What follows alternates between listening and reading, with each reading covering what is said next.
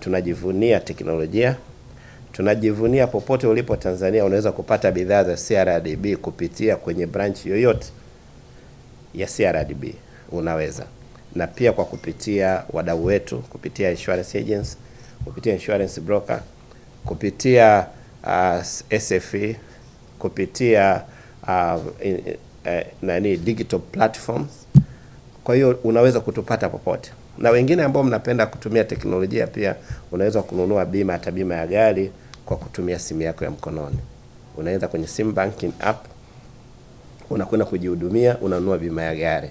Kwa hiyo sisi ni kampuni ya kisasa, ni kampuni yenye uwezo wa kifedha, ni kampuni yenye weledi mkubwa, ni kampuni ambayo ina ubunifu. Kama ukitaka kwenda mbali, nenda na wenzako.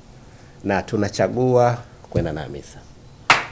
Tunapozindua Upo Salama, tutaanza na bima ya gari, lakini kumbuka pia tunajua kuna bima za nyumba ambazo pia ni muhimu sana, na tuna bima nyingine. Kuanzia leo na kuendelea, wakitaka bima, kitu cha kwanza wafikirie CRDB. Wakitaka huduma za kifedha, kitu cha kwanza wafikirie CRDB. Kwa hiyo AMISA uko salama, kama tunaposema upo salama katika programu yetu.